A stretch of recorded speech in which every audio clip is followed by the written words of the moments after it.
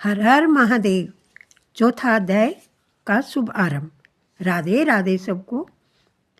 इतनी कथा सुनाने के पश्चात महर्षि वशिष्ठ जी ने राजा से आगे कहा, हे राजन, जब महर्षि भृगु पर्वत पर स्थित होकर अपने शिष्यों सहित निवास करने लगे तो एक दिन पर्वत के एक क्षेत्र से निकलकर एक विद्याधर दंपत्ति भृगु जी के पास आए। दोनों ने ऋषि को आदर सहित नमस्कार किया। महर्षि ने आसन देकर उन्हें प्रेम पूर्वक बिठाया।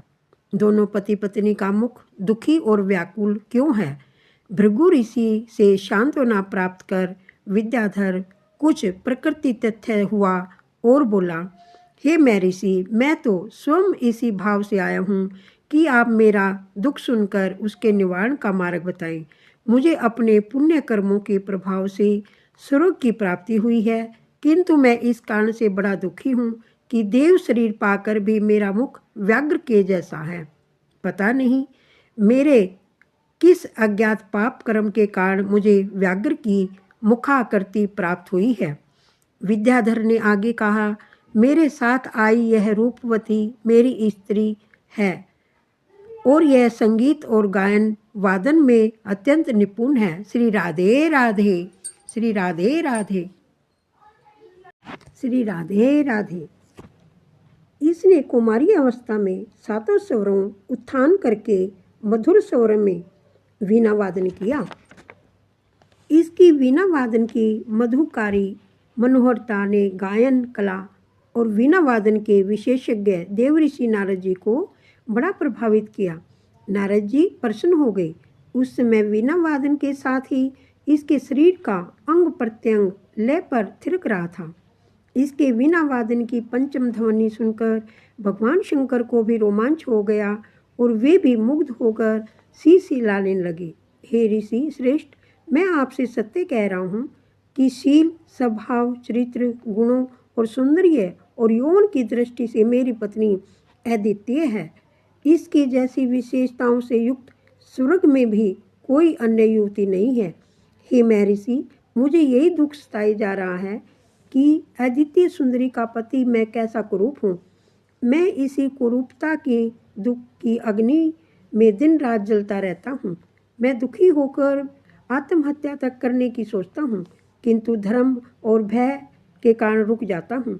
हे प्रभु, मैं किस पाप के कारण दिव्य शरीर होकर भी कुरूप हो गया हूँ? मेरा यह दुख दूर कीजिए। और श्री राधे राधे, राधे राधे। हे ऋषि, मुझे अपने पूर्व की सुंदर मुखाकृति कैसे प्राप्त होगी? क्या मैं सौंदर्य प्राप्त कर अपनी सहधर्मी के साथ शेष जीवन सुख से व्यतीत कर सकूंगा? हे ऋषि श्रेष्ठ, कृपया मेरी इन शंकाओं का समाधान करके मेरा दुख हरण करने की कृपा करें। विद्याधर के ऐसे निर्मल और आर्त वचन सुनकर त्रिकालदर्शी दिव्य दृष्टिधारी महर्षि भृगु ने विद्याधर को सांत्वना देकर आश्वस्त करते हुए हंसकर कहा, हे श्रेष्ठ ज्ञानी विद्याधर, अपने कर्मों के विचित्र फल को पाकर केवल अज्ञानी ही ग्रस्त होते हैं। ज्ञानी व्यक्तियों को शोक करना शोभा नहीं देता। अपने शोक और मोह पर तुम ज्ञान द्वारा विजय प्राप्त कर सकते हो और सांत्वना धारण करो। अनेकों बार मनुष्य विधि के विधान को महत्व न देकर ऐसे ऐसे कर्म कर डालता है जो उचित कार्य होकर भी विधि विधान सहित न किए जाने के कारण दारुण दुख का कारण बनते हैं। इस प्रकार सुफल स्थान पर कुफल प्राप्त हो जाता है। विद्याधर को इस प्रकार समझाने के बाद भृगु जी ने आगे कहा, हे विद्याधर, सभी पुण्य कार्यों को भी विधि विधान सहित ही करना चाहिए। और श्री राधे राधे, श्री राधे राधे, ताकि उनका सुफल प्राप्त हो सके। धार्मिक कृत्यों में क्रिया भ्रष्टता अन्य किसी प्रकार की अव्यवस्था लाभ के स्थान पर हानि उत्पन्न करती है। आगे जब मैं तुम्हें व्याघ्र का मुख प्राप्त होने का कारण बताता हूँ। पूर्व जन्म में तुमने माघ मास की एकादशी का व्रत तो किया, किंतु द्वादशी के वर्जित दिवस को शरीर पर तेल मर्दन कर लिया।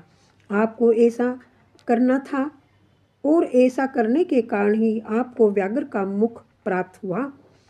अतएव ज्ञानी और धार्मिक पुरुषों को त्याज्य तिथियों पर तेल मर्दन नहीं करना चाहिए। यदि भूल से तेल लगा भी लिया जाए तो स्नान अवश्य करना चाहिए। जो भूल अज्ञानतावश अपने पूर्व जन्म में की थी, वही किसी समय अज्ञानतावश राजा पुरु से भी यही गलती हुई थी। उन्होंने भी द्वादशी के दिन पुण्यतिथियों पर तेल लगाने की भूल की थी। तब इस भूल के कारण राजा पुरु का केवल मुख ही नहीं वरन संपूर्ण शरीर कुरूप हो गया था। राजा अपने संपूर्ण शरीर को कुरूप देखकर बड़ा दुखी हुआ।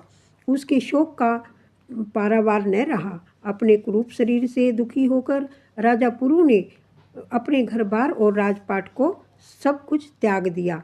और राधे राधे। राजा पुरु उग्र तपस्या करने की कामना से प्रेरित होकर गिरिराज पर्वत के निकट एक सरोवर पर गया। वहाँ उसने स्नान कर स्वयं को पवित्र किया और एक कुशासन पर विराजमान होकर एकाग्रचित्त होकर संपूर्ण मन इंद्रियों को वश में करके तपस्या करने में लीन हो गए। निराहार रहकर एकाग्रचित्त होकर कठोर तपस्या करते हुए राजा पुरु को 3 माह तक का समय व्यतीत हो गया। एक दिन भगवान विष्णु राजा के सामने प्रकट होकर बोले, हे राजन, पिछले 7 जन्मों से तुम मेरी भक्ति तथा आराधना करते आ रहे हो। मैं तुम पर अतीव प्रसन्न हूँ। तुम मुझसे मनवांछित वर मांग लो। भगवान विष्णु के ऐसे प्रेम पूर्ण वचन सुनकर राजा ने आंखें खोलकर देखा तो अपने सामने साक्षात विष्णु भगवान को देखा। भक्ति भाव से गदगद होकर राजा ने दंडवत प्रणाम कर अनेकों प्रकार से भगवान विष्णु की स्तुति करने के बाद कहा, हे प्रभु, आपके जिस दुर्लभ का रूप दर्शन पाने की लालसा में ज्ञानी योगी तपस्वी सहस्त्र वर्षों तक ध्यान मग्न होकर आराधना करते हैं, ऐसे दुर्लभ रूप का दर्शन मुझे आज प्राप्त हो रहा है। मैं अत्यंत भाग्यशाली हूँ। हे प्रभु, आपके दर्शन से उत्तम गति कोई नहीं है। मैं आपके दर्शन मात्र से ही अपने संपूर्ण मनोरथों को पा गया हूँ। मुझे अब अपनी कुरूपता का भी कोई दुख नहीं है। हे प्रभु, यदि आप मुझ पर प्रसन्न हैं तो मुझे यही वरदान दीजिए कि मेरे हृदय में आपकी अनुपम भक्ति सदैव बनी रहे। मैं क्रोध, लोभ, मोह इत्यादि सांसारिक विकारों से मुक्त बना रहूं। राजा पुरु के ऐसे भक्ति भाव भरे वचन सुनकर विष्णु भगवान बड़े प्रसन्न हुए।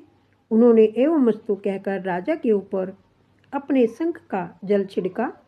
शंख का जल शरीर पर पड़ते ही राजा का शरीर स्वर्ण के समान कांतिवान हो गया।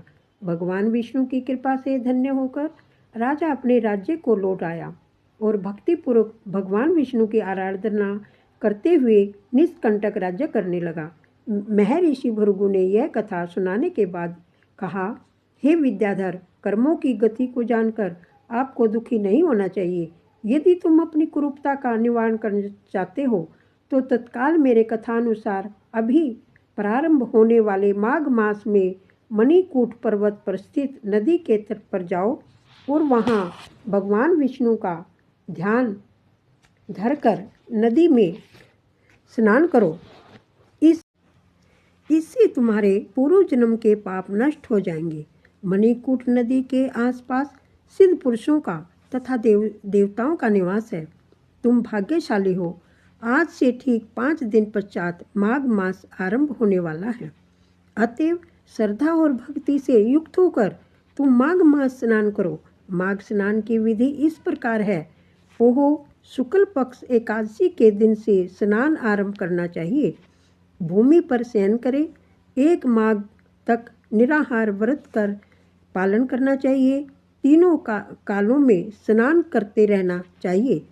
मन को एकाग्र करके पूर्ण इंद्रिय निग्रह करते हुए सभी प्रकार के भोगों को त्याग कर माघ शुक्ल एकादशी तक तीनों कालों में भगवान विष्णु का पूजन करना चाहिए। इस प्रकार मनसा वाचा कर्मणा स्वयं को विष्णु भगवान में लीन कर जो मनुष्य पूरे माघ मास स्नान करता है, श्रद्धा अनुसार दान करता है और माघ मातम का श्रवण करता है, वह संपूर्ण सांसारिक सुखों का भोग कर यश और कीर्ति को प्राप्त कर अंत में स्वर्ग को प्राप्त करता है। श्रीमन नारायण नारायण नारायण, श्रीमन नारायण नारायण नारायण, भज मन नारायण नारायण नारायण, श्रीमन नारायण नारायण नारायण।